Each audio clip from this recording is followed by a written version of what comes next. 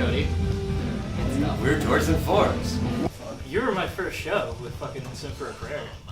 Yeah. Yeah, fucking... First local show? First metal show.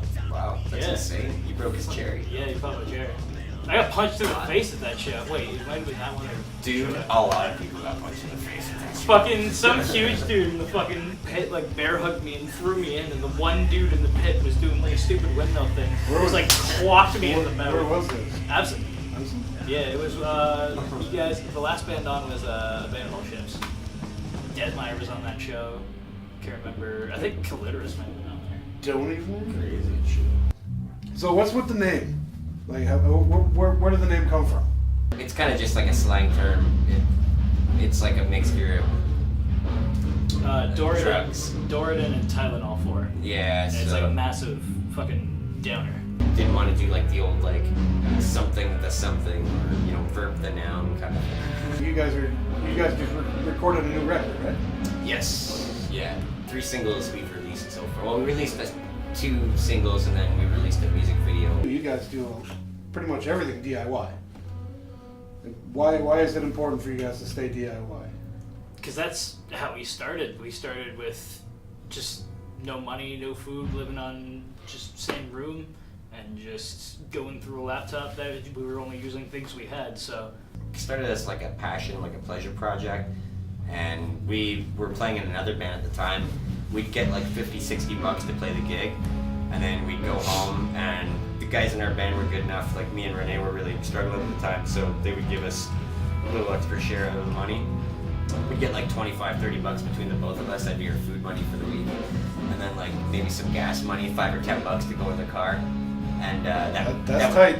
It was hard, man. It was hard splitting like, you know, pack of cigarettes between us and everything. So yeah, it was really tough. But again, that's how this band formed. Like we weren't like down on ourselves. We weren't like depressed or anything. We're just kind of like just fucking make some music, you know. And so enjoying the struggle though. Yeah, exactly. You gotta like the grind, man. Yeah, you gotta love the grind. Otherwise, the grind's gonna eat you. It's gonna eat you, and that's what we did. We just figured let's just embrace everything that we don't have in this band. Let's use that as a strength rather than let it bring us down. So like we were trying to price out music videos. Our first video was our first actual legitimate attempt at a music video was So Hard. Before that we didn't. We had music videos, but you can't really call them that. But our first self-shot. Yeah, they were like, you know, and they were like, you know, used clips of shit and really bad quality cell phone clips. But our first actual attempt at producing a music video was So Hard, and we had like friends that we really wanted to hire that we really that are very much worth more money than they were like offering. You know, like they should have been paid more, but we still couldn't even afford some of the good rates that we were being offered, and they were offering us amazing rates. We just have so much going on. We got really ambitious, and we had so much going on that we just decided, well, okay, we got this quote for a music video, it's X amount of dollars. How much for a camera? So then we bought a camera, and then, okay, how do we edit videos? At the beginning, it is hard to afford it all. It's tough, yeah, it's really tough, and they understand that. So you guys produce your own videos, or? Yeah. We just started rookies. It's really important, at least to me, I don't know about you guys, but to stick to our roots, kind of where we came from, and just, it's partly that, and also we'd like to be in as much control of the finished product as possible. We don't want anybody coming in and like not getting our vision, but the producer that we're using, Robbie, he really follows us, and really we're on the same level of understanding on where we want this album to be going. So everything's coming out perfect. You know, like there's just been no stress in the whole process. So what can we expect from the new record? They can expect some heavy riffage, some shouting. It's gonna be a good time. You kind of summed it up with the 3 songs that we put out. Like that's kind of like one here and there, like that kind of. Yeah, it's definitely a taste of every side of the album that's gonna be coming out. So Hard, Take Your Life Away, and Fuck Me I Love Death Metal definitely shows all the contrasts of the album. It's more spectrum that we have going on. Definitely. There's 14 songs, but like there's songs where we go really slow and like more cleaner guitars. Yeah, you're saying too, but you're touching on a whole bunch of different subjects. Especially. Exactly. What was the writing process like? Take us through how it all went down. I was living on Renee's couch, Yeah, so that was it was a good time. It was last summer. Yeah, we wrote like 26 or 27 songs, and like they were like polished songs. Like we were gonna record every single one of them. It wasn't like oh these are crap and these are okay, but we just kind of compiled them into 2 separate albums. Then there was a hard drive crash, which I probably mentioned before. Speaking of computer problems. Yeah, so we lost everything. Luckily, the drummer that was with us at the time, he kept bugging me to put the 14 that we were gonna record first. He kept bugging me to put them on to Dropbox for him, and I did that. Had I not done that, we would have lost that whole album. So that was the Generation Vex album that's coming out now. But yeah, so that album was like saved miraculously there. So yeah, but we did lose the other album, I guess you could say. The other. We recovered. How do you like 6 songs out of that? Yeah, some random folder. We found like copies of 6 or 7 songs. So we plus we've already started. Like we have other structures we started writing, maybe 3 or 4. Like we're not trying to write anything out. We're just getting our album out, right? Creative process happens. Yeah, we're musicians, right? So stuff's gonna get written still. We never stop writing. We write during gigs. Like we've actually went on stage with lyrics that were written 5 minutes before the gig. So yeah, it's we're definitely very freeform, I guess, in the writing. So yeah, a lot of it was just on the couch. Felt like something. Grab the guitar, plug it in, play it. And then put a mic in. There was always an SM57 mic in front of my amp when I was living on the couch there at his place. What's the new album called? Generation Vex. Generation Vex. What brought that name on? It's very relatable, I think. So, and a lot of people are just really pissed off right now. I mean, whether it be politics or personal stuff, like there's a lot of really messed up social issues going on right now when you have like It's a strange world. It's a strange world right now. The Generation Xers and the Generation Z, whatever they're being called right now, because we're past millennials. But I think they're pissed. I think they feel something. They want something to attach to. There's nothing to really attach to though. So for us, yeah, that's true. Like when I was growing up, they're just like study hard and you can be whatever you want. Yeah. And now, like I got out of school and there were still jobs, but now it's like people are going to school and there's no jobs. There's nothing, man. There's nothing. You're almost better off not to, because you're just gonna end up in debt, you're gonna be screwed. Like it sucks, right? But people have nothing to follow. I feel. And when I was growing up, and like when we were growing up, like you had like Tony Hawk Pro Skater and Bam Margera and those guys, they weren't just like skateboarding pros. They were legends. Like legends. They were heroes, man. Like these guys were like charity heroes and everything else. And they really also they were DIY heroes, like just to look up to as inspiration to do DIY stuff in general, whether you're an entrepreneur of any kind. Follow your passion. And make something out of it. And that's what they did. Just find something that you like and try to make something out of it and fucking keep going. If it makes you happy, then that's exactly it, right? You guys have a favorite song on the album, or? That's a tough one. I think right now I'm feeling Fuck Me I Love Death Metal. Yeah, the new just put out. The new single? That's pretty fun. Yeah. It's just aggressive. Yeah, from when I saw the video yesterday, it's just like, it is like kind of like in your face, kind of raw. I liked it. Have you guys got the artwork all ready to go? Yeah, artwork's ready. We had the artwork ready for a while. So we used Scott McDonald, a local skateboarder from Hamilton. Yeah. So he's also known, he's the owner of Che Burrito. I know him well, yeah. Yeah, so great guy. We don't even know him that well personally, but I know a lot about his story and what he's done for Cuba. These guys have actually helped to build a whole skateboarding scene in Cuba, like a whole punk rock skateboarding scene. Yeah. And like he's a legend, man. We haven't tried to cater to any market at all. We haven't tried to cater to any genre, and we've played with death metal bands, we've played with punk bands, we've played with them all, man. Rock bands. With blues fusion bands. We've played with a fucking blues fusion, jazz fusion band. They were crazy, actually. They were really good. I still don't even know how they got on the bill, to be honest with you. But they were show. But they were there, and they were great. Being punk means not being punk at all, really. Like it's the Joe Strummer mentality. It's like, like I remember when Cody joined into the band too. He was like, I don't really know a lot of punk music as much as I know metal, and it's like that makes you perfect for this. Sometimes the people that don't know it are the best because they don't know they're doing anything wrong. Yeah. So they're just having fun. We pretty much, we started as a passion project, and we're not going to try to do anything specific. We're just going to write stuff, and if it doesn't sound good, then we're going to scrap it. Maybe not throw it away, but maybe we'll come back to it later. We didn't like sit there and try to polish off a song for a few months. We basically like moved on. If it, like something didn't work, then it was like, all right, fuck it. Then let's try something else. And that's how we did it. Rather than sit there and try to force like a bridge or a chorus that is just not coming to you, and then, you know, later on you have regrets, or you're just not happy with it and you don't want to put it out. Maybe, right? True, yeah.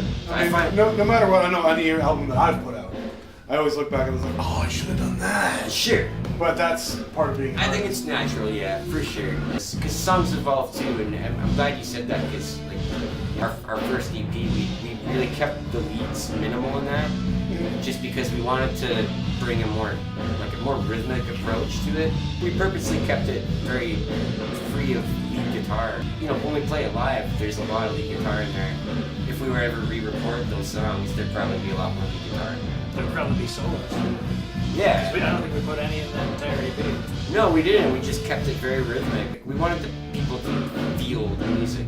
You wanted the unit to be seen as a whole. Exactly. Yeah. Exactly. So there's very minimal lead. The leads were only there as accenty parts, and there's still even very minimal of those. And even on this album, like a lot of our, you know, lead playing is more or less like just really thick noise making to more or less just make the part. Yeah, it's layers. Yeah, like, you know, we try to just create a thick sound, and we try to stick with the raw music writing because it's genuine. I think it's very relatable to a lot of people. A lot of the subject matter is mental health and just living hard times. So Mental health is huge these days. yeah, it is. Like, And just, I think, partially, mental health problems are because of society.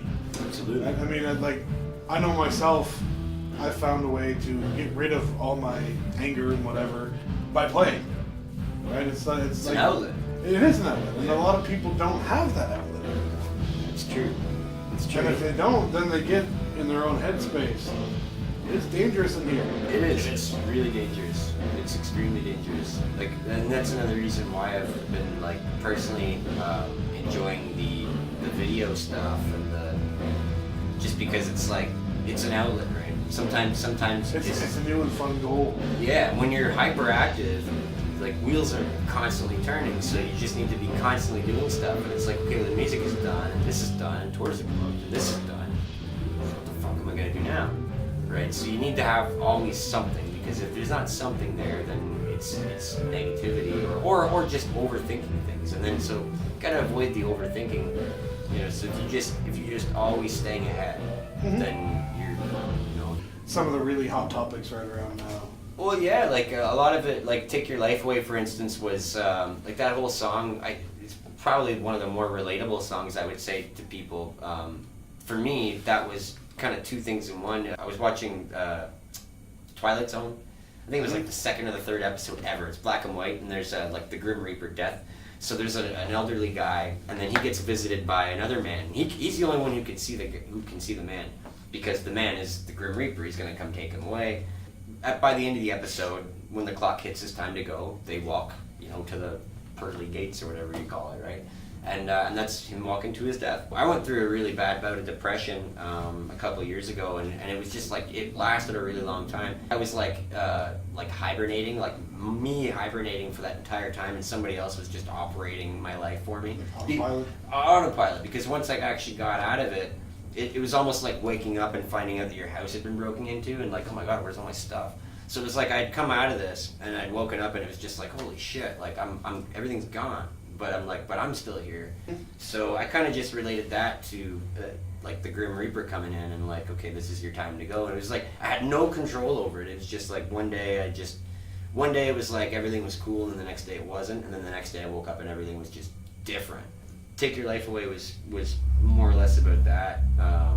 Like those two things kind of together. It was how depression can kind of feel like, you know, like a person or some kind of entity basically that just kind of came in. It's like, haha, you know, I'm taking this. and there's nothing you can do. I personally really enjoy the drumming on this album, and then the whole sound of it is really good. I'm really glad we went with Robbie for this. He's awesome, and at first he knew that we were gonna be like skeptical on using him, so he was like, you know, like he was kind of like he's like, just send me stuff and I'll just do it. You don't have to pay me anything. I'm just gonna do it, and then you can decide.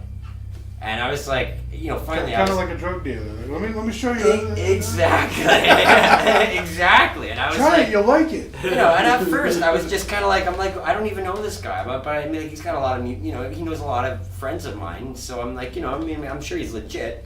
But yeah, one day he just caught me. He's like, just trust me, I'll do it for free.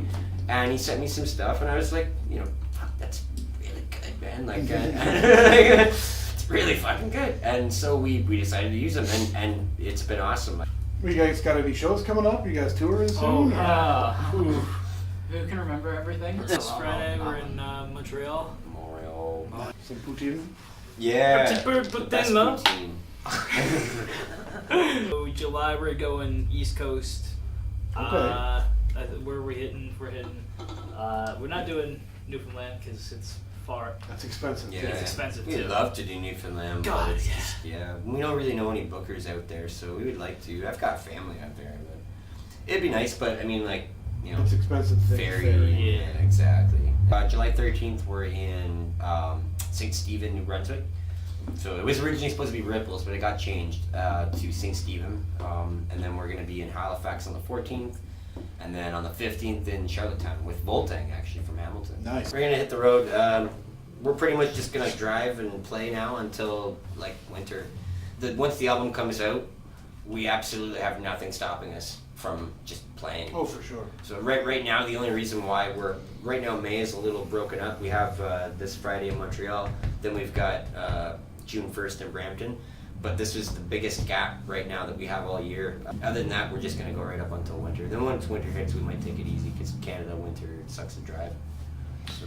Yeah, and don't forget, once you get a little bit north, it's winter around the end of October. October, yeah. Yeah. Yeah, I know. Well, I've been snowed out one time. Yeah. That's it. Like it's the western places, right? They get snow pretty early out there, and like again, like north.